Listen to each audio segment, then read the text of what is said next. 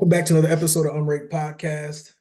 Switching it up today and dive in on some basketball. Haven't done that as much the last few months, but we're going to take some time today to just talk about state of both programs essentially. Michigan, basketball they obviously had a tough season this year, and then our Detroit Pistons, they had a tough season as well. So we're expecting a lot of change. In the offseason for both teams. Michigan basketball, they're already pretty much underway with like a full roster turnover. Probably expecting some stuff to happen with the Pistons once the season is over. But throw it over to you, E. To kind of see your thoughts on Michigan basketball this season, Juwan Howard and how things kind of went down last few months. Yeah, no. So I think, I guess first and foremost, I just want to say that, I would be lying if I said I wasn't ecstatic about Juwan Howard, ecstatic about what he did the first 3 years at the program. Um, I, I believe like you throw the COVID year in there as well, but I think he reached an Elite Eight and a Sweet 16 in there in that window. So he had some things going, and then I think at the end of the day, just something happened in the program where it was hard to retain players, whether it was Dickinson or Frankie Collins or the guys to the draft, whether it was Diambate or Caleb Houston, or I mean, we could rattle off probably three or four more guys that left prematurely, and that if you had any combination of them guys on this team here, we wouldn't be such a bottom feeder. But it was just tough to watch. Dating back to last season, I don't remember if I specifically talked to you about this or not, but just watching how we lost to Vanderbilt in NIT last year, Yeah. that was a very alarming to me. We had a solid lead, and then I'm not lying, we could not inbound the ball for 2 straight minutes to end the game, and we lost. And I think that was like a 6 or 8 point lead with 2 minutes to go, and that was the one of the first real times where I said something is happening here. And then you take the off season, so many players leaving, and then obviously Yeah. what happened this year where there was a stretch there where Michigan football equals Michigan basketball as far as wins go in 2024 this year. You're talking 2-0 versus 2-19, I think. So it got bad, and they separated ways, and now you bring in an interesting candidate, Dusty May, a guy I'm not gonna lie was not on top of my list, but we got him now. He's already brought over, I think, two players from Florida Atlantic, and it's an interesting hire. And I'm not going to take too much time. But I think just to kind of bounce back to you, I think the the biggest thing is we have to decide, or we have to figure out if he can coach and recruit in the new landscape. Yeah. And I think that's kind of even in football, as far as the new landscape, the combo of high school kids filling long-term needs and transfer portal filling needs that with semi-proven guys or guys that just need a second chance. Immediate And needs. and you already know they've kind of been through the ringer as far as football goes in college, and they can kind of handle it. Or if basketball goes in college, they can kind of handle it. So, Yep. I think you look at Connecticut, a handful of transfers on that team. You look at a lot of the Final Four, other than probably Purdue, a lot of transfers on that team, and I'm sure they got one or two as well. So I think that's Hmm. kind of the landscape that you have to kind of maneuver in with now. And I want to see if he can do that. He can handle that at a big time level. So Yeah. Yeah, no, I like a lot of that. I think, like Juwan, I mean, he came in hot. I think they started off like 19-0 or 17-0 his first season, and unfortunately had the tournament canceled. So didn't really see what it came from that, but solid 2 years. I'd say a solid like year and a half after that. And then it felt like middle of the year before the Sweet 16 where things started to kind of feel a little rocky. I felt like I don't know, I think I told you a few different times, or I told quite a few people, like it felt like he was just treating like the NBA.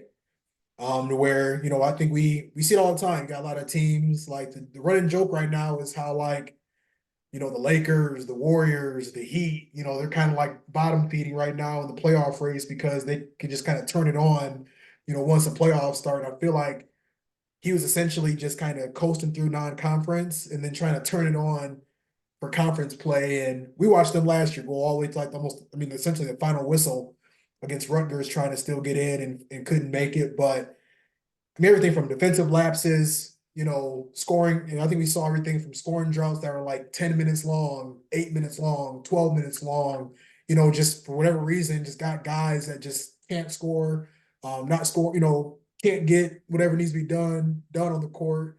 And then, yeah, you hit on the head with the transfers. And I was going to kind of go a different angle. I thought was interesting was a lot of transfers have left and then went smaller schools. One guy, I mean, he just transferred to Bowling Green yesterday, and he barely played for Michigan. So I started to kind of question, are we even bringing in the kind of talent that, like, what kind of talent are we even bringing in if these guys are leaving, they're not playing here, they're going to smaller schools, like schools that aren't even great at basketball, just to, get on the court finally. So Yeah. I mean, it was tough. Like I said, I thought, I was right there with you. I thought this was gonna be like, obviously Juwan being a little younger, 5, 10, 15 year type deal, just kind of, build it up and really turn it into a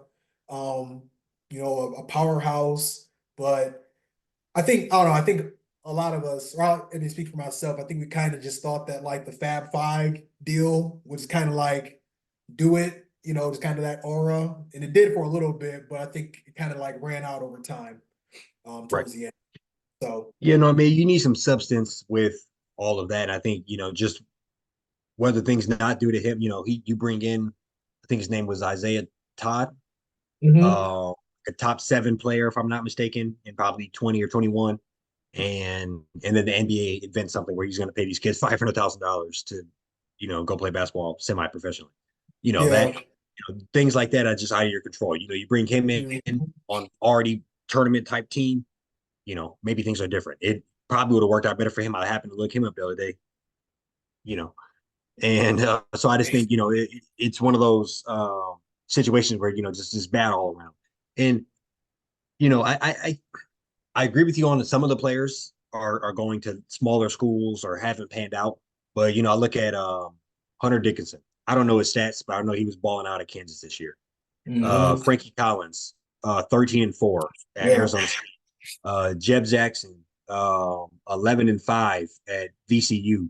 Those are players that we clearly would have helped a 8-win team. So, I Yeah. just think it's one of those things where you gotta, uh, with everything we had going and that momentum we had, the last 10 years prior to a couple of years ago was one of the best 10-year runs in Michigan basketball program history. And, I think it's not too late to kind of rehash that quickly. I'm Mhm.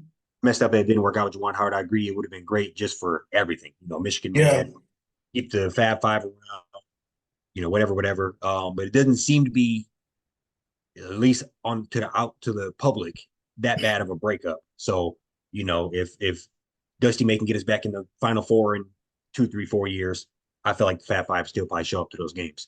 For So sure. I don't think it's been that bad of a fracture. Just something that happened, and Yeah. for whatever reason, it probably, both parties had to know that this wasn't working. Um, Mhm. and just looking forward, I think, for I don't know what your expectations are for this upcoming season. We don't even know who's on the roster practically. Oh, I think, Yeah. we were at one point down to like 4 or 6 roster spots total filled as of like 2 weeks ago. So, you said the words going into this a complete program overhaul, and that's exactly what it is. We're gonna, and this is the type of environment and atmosphere where you can turn something around very quickly. I'm might be putting my foot in my mouth with this, but a la like Mel Tucker, you can bring in a bunch of guys to turn a program around very quickly. So you can have one of them type years where, you can be right back in the mix. And I wouldn't put it past it. I mean, particularly in basketball, you're one player away. For Um, sure. so just go plant them seeds, get back, go get in good graces with them high school coaches, hit the transfer Mhm. portal, and I think we have Mr. Basketball signed to us right now. I don't know the guy's name. Uh, Somewhere out of the west Terrell side of the state. Brooks. Yeah. So hopefully we can keep him a boat, get him on the squad. I know he's brought that big 7-footer over from Florida Atlantic. I think he brought a guard over. Yeah. So I don't know what your expectations are, but I can't sit through another 8-win team. Yeah, no, I'm with you. I think, and I don't know, I think we've talked about too, like our expectations for basketball. They'll even change for football now, just with the playoff, being expanded. Just get in. You know what I'm saying? Like I ain't gonna say I'm happy with like first four in, but just get in. Like I think just get into the tourney. They'll probably end up expanding that too. But I think, I don't. They're not even that saying like get in. I kind of want to take that off the plate for next year just because, going from, I think it'd be a lot more reasonable, be like, if we had 8 wins this year, can we get 16? You know That's what I'm saying? Can we get that's actually 15? right. That's literally the number I was just going to tell you. I think 'Cause I that's do, yeah, because I do feel like, I mean, you could look at, if I look at like Michigan's schedule in basketball this year, I mean, just dropping games to like, you know, Long Beach State, last year they dropped a game to Central, they dropped a game to Ohio, those are the games like what's been happening in the last couple of years is like, we need to just beat people that we're supposed to be beating. So I think if we can like kind of start there and just, 12 to 15 wins, getting the, I hate to say it, but it is, the NIT, they have like something called the CIT. That's kind of like, other teams are able to kind of get in there, but I think it's going, it'd be great if we get like a flash in the pan, 20 to 22 wins and, be right back at it in the tournament, but definitely giving a little, just not getting my hopes up, I guess I'd say, just given how bad last year was. no. I think I don't know if we've ever actually said this, but I kind of think a generic blueprint being in the Big Ten is 20 wins, call it 9 Big Ten wins, Yep. and you're Yeah. you're probably you're a factor. You're probably getting it. And I think just looking at what we did, I agree with you. If we can double the win total, clean up all that mess, and I don't know who we lost to, but no more Central Michigans, no more Chattanoogas, no all that bullshit. Yeah. Clean all that up. Um, let's say split them with State, split them with Ohio. Maybe you lose to the best team in the Big Ten a couple of times, whatever. But you're splitting them with the middle of the road teams, and then you're just stacking those wins somewhere, hopefully into the mid teens, let's call it. So I think that'd be something where if he can do that, call it bring in a top 20 or two transfer player and a top 100 or two recruit, I think we'll be headed right back in the right path. I think that's kind of how I look. Just build the confidence, get a name for yourself. But yeah, this year I think, I mean, I don't even know. I remember watching that Florida Atlantic team, but I couldn't tell you what type of offense we're gonna run. I couldn't tell you what you like to do. Yeah. It's kind of I don't know nothing. I'm with So you. it's gonna Yeah. be I think the one thing I can take, because I guess I'm right there with you. Don't really know a ton about him, but I like that he was able to make it shake at Florida Atlantic of all places. Like this has always been one of the schools where I'm like, they had a basketball team. Like it was legit my thought when they were making that run last year. Like he kind of came out of nowhere. Middle of last year, that little Final Four run. Um, I'm just looking at his coaching record from like 2018 up until last year. I mean, 17 and 16, 17 and 15, 13 and 10, 19 and 15.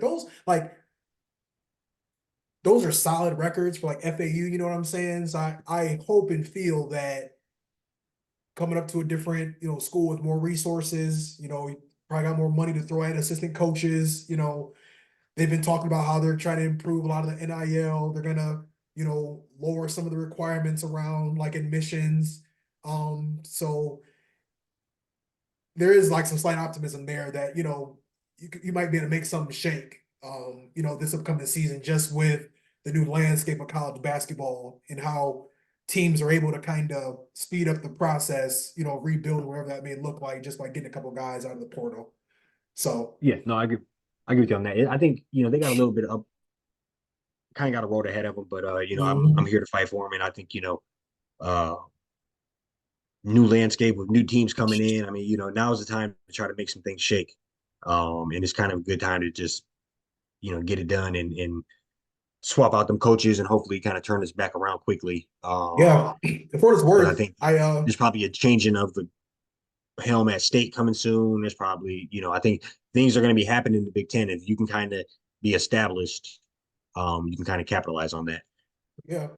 And I also saw, just for what it's worth, that I don't, don't do a ton of like searching and like coaches and all this, but I did see that he hired Oklahoma State's former head coach that recruited Cade.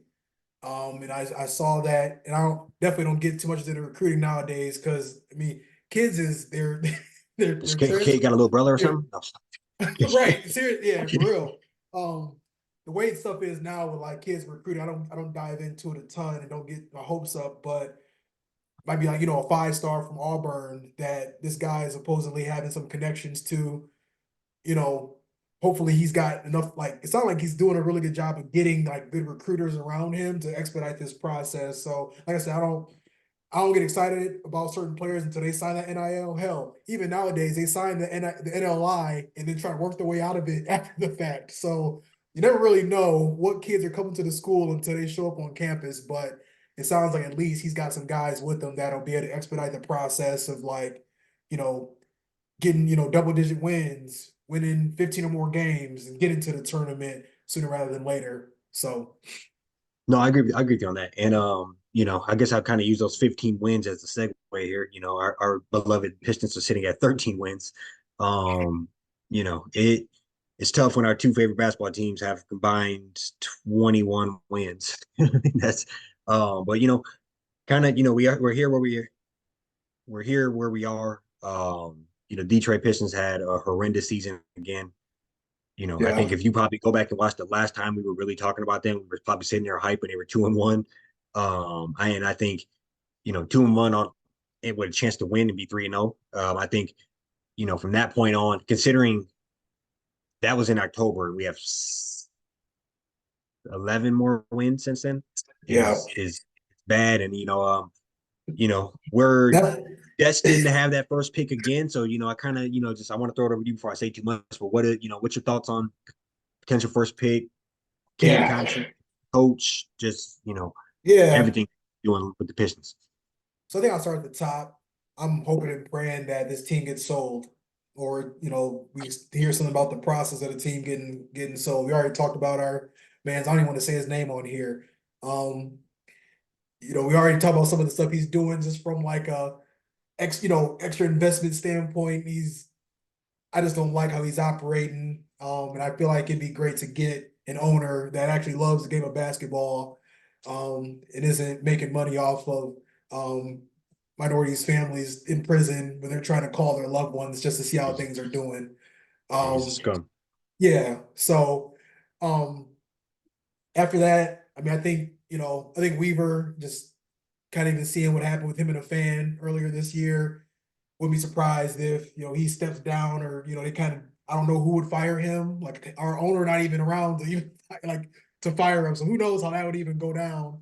But I think we gotta just kind of wipe the slate clean. Monty Williams, I feel like, you look back and he had that excitement as far as like how much they paid him and all of this, but you fast forward and it's like, yeah, they basically, it feels like they had to beg him off the couch essentially. So they had to pay him that money to come coach. And I don't think he really, came close to doing anything we needed him to do from a development standpoint. Not playing Ivy, like until like, oh, like, and not playing Ivy, but playing Killian over Ivy for about a good Right. half of the season. Um, it just it was tough to watch. So I just hope that we're able to kind of get a little bit of the stench out of there, get some good turnover, some good staff to be able to put a better team around Cade. Because I do feel like he does deserve that max contract. I feel like we're kind of in a spot where we got to give him that max contract. Before we're kind of sitting here with no cornerstone, no piece of a franchise to build around overall. So draft, I haven't dug in a ton yet. There's a lot of guys I feel like getting pushed on us from like G League Ignite and like France and like overseas. But like I said before we got on here, you usually hear about a couple guys, quite often, around this time of year. And I feel like nobody's really come to that. I haven't heard of anybody quite yet. So that's very telling in my opinion on how this draft could be overall. Right. Yeah, no, I mean, I think you made a lot of great points.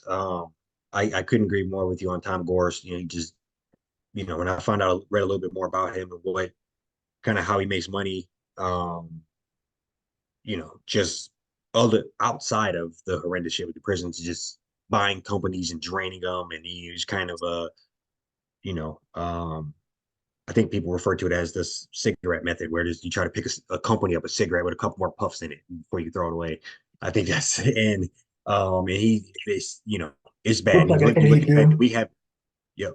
You look at the fact that we haven't spent any money on players. We're sitting there with one of the best caps. Um, What's cap room?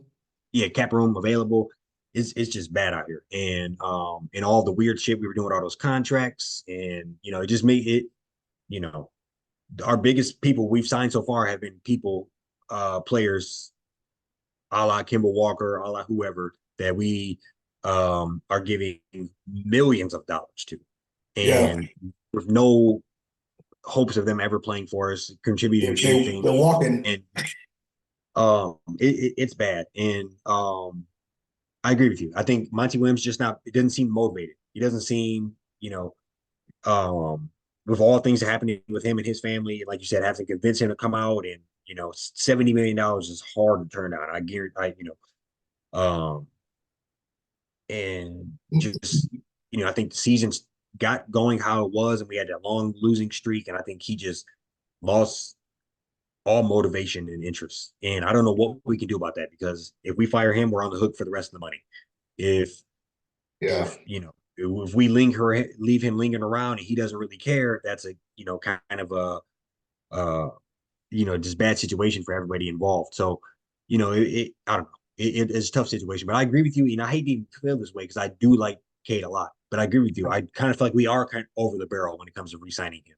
Where I'm proud that I'm happy that he got 62 games this year. I don't know if he's officially been shut down or not. I know there's only a handful of games left, but 62 games, 22 points, 7 rebounds, 7 assists. Sorry, 4 rebounds, 7 assists, 35% from three, 44% from the field. I mean, I think fair this year. you can build on that. And considering just him putting the team on the back. I remember just watching him fight to try to get some of those wins. Dropping 40 a handful of times this year, dropping 30, 10 plus times this year. We have a real future all-star type player on this team. And I've seen players, I know stats aren't everything, but I've seen player comparisons with him and Pablo Banchero. Stats are identical. Yeah, Him and uh Brunson, pretty damn close. Trey I Young. Yeah. So I think, we do have something special here. Particularly he got to stay healthy. I understand that, but it is what it is as far as that goes, from a business standpoint, and we can put that in the contract. I don't know what they officially call it, but the Derrick Rose, Zion rule, where if you don't play X But amount of yeah, games, some of that will come back. I think it's in our best interest to go ahead and lock him up, because, like you said, if we do not, I don't know who we're building around, what the plan is. We're already so bad anyway. You're gonna say, all right, we'll get rid of him, be even worse. Um, and in the draft, I think it sucks that you know, I mean, last year was the year where you wanted to be a top three pick. Any one of those guys, damn near franchise type player, might have moved Cade to number two, on our own team. Particularly if we would have got Wimby. But yeah. it is what it is. So I think my fear is Wimby has inflated the prices, or inflated the stock value of every light skinned kid in France. And you look at the top mock drafts. I looked at two today. Both of them are tall, lengthy kids from France. You know, I'm not to say that neither one of them will be good. Maybe that league is just pumping out good players. Maybe they got something special in the water over there now. Um, but that does scare me, because you think back, we've already messed around. I mean, maybe the third time's a charm. We already messed around with Seiko. We messed around with Killian Hayes. So maybe this one is the charm. But that terrifies me. And just looking, I'd have to go back and figure out exactly what league Wimby played in. I don't remember, but uh does and if I'm saying his name wrong, my fault. But does Zachariah Oh, French kid, Zachary Richer. Richard. Yeah.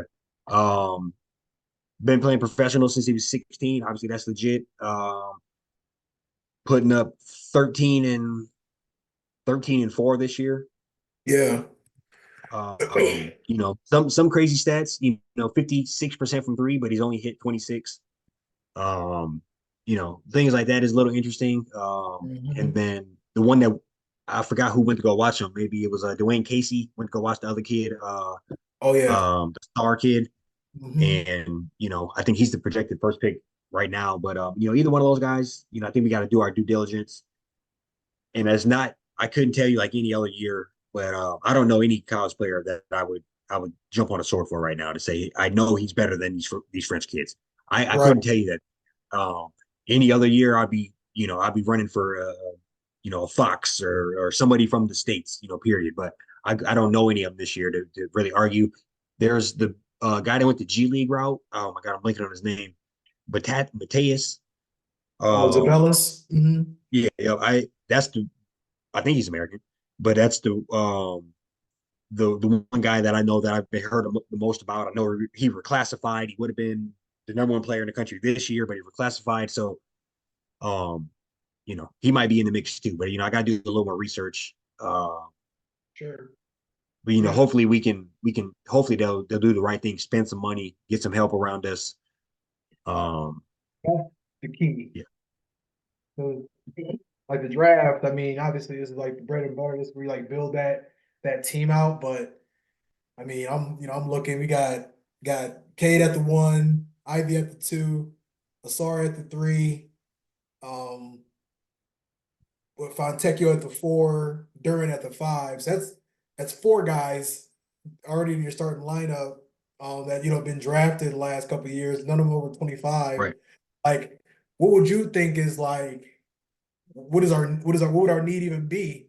Do we need like a power forward? I think, I like Duran, but I'll be honest, he's kind of a dinosaur, like Yeah, you know what I'm saying? Like he's a good player. I just, I it's think tough I to think look that's a good question. Um, I think Duran I think Duran works if you have four more shooters on court. Right. Yep. Um, so that would mean probably a SAR would be replaced, and who's young enough to learn how to shoot. He's young enough to develop into a 3-and-D type guy. But I think I would kind of really focus on maybe like a 3-4 type Yeah. hybrid somewhere in that role where, um, depending on the lineup you want to have, you could he could be at the three, or depending on the lineup, he could be at the four. Um, that's kind of what I'll be looking for, a guy that can shoot, spread the floor. Uh, I don't know. I also feel like we're so bad that it might be just best player available. Yeah, I'm You about know, to say that too. because if I love Ivy, but let's say the best player is a two or a 2-2-1 type combo. What could we get for him? Could we get another shooter on the floor? Could we get let's say a Yeah. Sadiq Bey type player back, where we could combo that with Cade and whoever. So I think we gotta be open to a lot of options here. Mhm. And I think the one special player we do have is Cade. Ivy probably be number two, Duran number three, Asar maybe four. Yeah. Um, but I think And I'd probably put Asar I over. I'd probably put him over Duran, honestly, just because of like I feel like the whole league is just like they just want a player like him, six yeah, eight, 6'9", defender, can play the three and the four, maybe even the two. I think he played a little point guard. Um, yeah. I like Ivy, but I I mean, we just don't know. We don't know what he will turn into. right, And I'm yeah, not going to give up on him. I mean, he found he can't hit the side of a backboard shooting a three, but he does just about everything else good. yeah. One And team that I he like. Sorry, go ahead. no, you're good.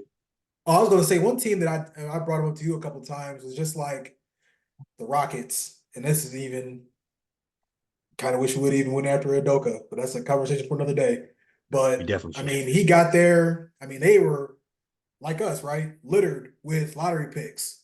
You know, they traded like three of them got back, some solid players. They signed, Dylan Brooks. They went and, some say they maybe overpaid him, but they got Fred VanVleet. I mean, he's like a six Yep. one point guard. They paid him like, yeah, he made 40 million this year. But like, I guess what I'm trying to get to is like we need guys that have, this veteran leadership, veteran presence. They got Jeff Green on their team, they got Steven Adams on their team. Like, we I'll be interested to see what kind of happens with the draft because, like, I feel like one thing we can't do is like continue to try to get younger. I think sometimes in that draft, like, it's kind of what just happens to where I hope that like we can get, you know, a formidable player in that top five, top three. And then we just got to see more from the front office in the summer. Like instead of just trading for guys throughout the season and letting them walk, like they need to go out and prioritize like somebody on like a max deal or like, you know what I'm saying? Like one of these like pay somebody some money to help I think 3 to 4 guys that build up this team a little bit better from an experience Right. standpoint. I think you definitely got to fill out the roster with a couple of veterans. And veterans at this point could be a 25, 27-year-old man. It doesn't because we're out Yeah. there with a bunch of younger guys. And um I think we've been in this rebuild for so damn long. It is time to pour some gas on it and expedite it a little bit. I don't want to do it at the The detriment second one, of the on the whole. cut one.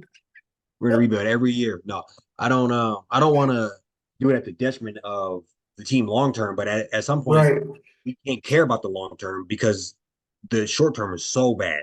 Like, Mhm. so I agree with you. So you got to spend some of this money, um, and do it aggressively but wisely as well. Like, Yep. where maybe you go. I don't know who's a free agent, but maybe you do go overpay on a veteran, but maybe it's only a 2 year deal. You're dropping Mhm. somebody a little more money, but for 2 years, they're gonna get Yeah. more money than and just stabilize things around here. Help teach some of these younger players how to win, how to be real professionals. Help weather the storm. I mean, how many games were we in that just we fumbled at the end of the game due to whatever, a bad play, a bad turnover, whatever. It was Yeah. Because I'll say it, it if you hang your hat on anything,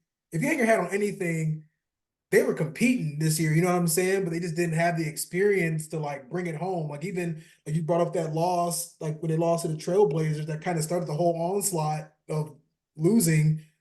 Like they were leading that entire game and just fell apart in the fourth. Literally with like 3, 4, like watching them, it just be 2, 3 minutes left and it's a tie game. And don't let it be like a playoff team. Like I watched the yeah, Pistons just give away probably 8 to 10 games this year. So it's like, I mean, I'm looking at, Fred VanVleet. I ain't trying to knock my man's. He averaged like 17 and 8 this year. He getting 40 mil. But you look at, won a championship, 6, 7 year vet, Dylan Brooks, been to the conference semis, all defense team, even people knocked him, for what he did in the playoffs and everything. But I mean, they thought he was worth bringing in 22, for 22 mil a year. 12-3 and 2. Probably make an all defense team, something like that. But like with both those guys, I would kill to have them guys on our team right now just to stabilize shit. Like that's just what we yeah, need is like some guys to just the game get tight, give me the ball. Like this is how you're supposed to act, A, B, and C, or this is what you're supposed to do, B, C, D, E, and F. Like just get a little more experience in there. And I know we kind of I'm talking in circles at this point, but I just think like we got to just take that next step. Like I think Weaver did a solid job drafting, but like that was just it. He would just get a whole bunch of 19 yeah, year olds, and then we take on a couple bad contracts and help other teams make the playoffs, essentially. So yeah, yeah. No, we were giving away playoff spots by just taking on bad contracts. And I'm not gonna lie, you can probably go find film on here for a year or two ago where I was okay with it. But then enough is enough. Like there was no yeah, reason oh, you should have rolled out this bad of a team this year. Um, we chalked it up the year before due to Cade being injured, and then we thought, okay, you guys, Cade got hurt. Maybe you're trying to get this Wimbyama kid, whatever. But this year around, you know, I really to this day, this is should be a minimum like a 30-win squad. I yeah, don't know how they're that bad, but I'm hoping for a quick turnaround because I mean, they could double their win total, and that wouldn't mean shit. They could have a top Yeah, three pick again. Yeah, they could. yeah, So, um, I don't know, man. It's got to happen, and for if not, sure. you got to clean. You definitely if they roll out anything less than, and this isn't even saying much, but anything less than 30 wins next year, they got to clean house from top to bottom, starting with the owner. Sure. They got to Yeah. force him to sell, um, So at and this go from there. point, it's like malpractice. Like a franchise to the ground because you got an owner that just don't Yeah, care. it's bad So for business for everybody. Yeah, right, yeah, yeah. So I think if we're yeah, I mean, and just for what it's worth, the Rockets, the team I just kind of was referring to, 39-40, and they was in the lottery, same amount of side by side with us. Yep. picked before us, picked after us. Like they got Jalen, we got Cade. They did strike gold with Sengun, but I mean, we got Duran. You know what I'm saying? So I feel like you get a couple more shooters on this team, couple 7, 6 to 8 year, year vets. Yep. Give somebody a max contract, they take it just to stabilize something. Hopefully, Monty. We'll see what happens with the coach. Like you said, probably don't want to pay him that money. We wouldn't mind if he stepped down as well, but yeah, just hope that they can get ducks in a row, whatever needs to be taken care of before the draft in June. Yeah. No, for sure. You got anything else for the people? Oh, that's all I got. We'll be back with y'all next week. NFL draft around the corner. Yeah, just touch on that a little bit more before the 24th. Yes, sir. See y'all then. Peace.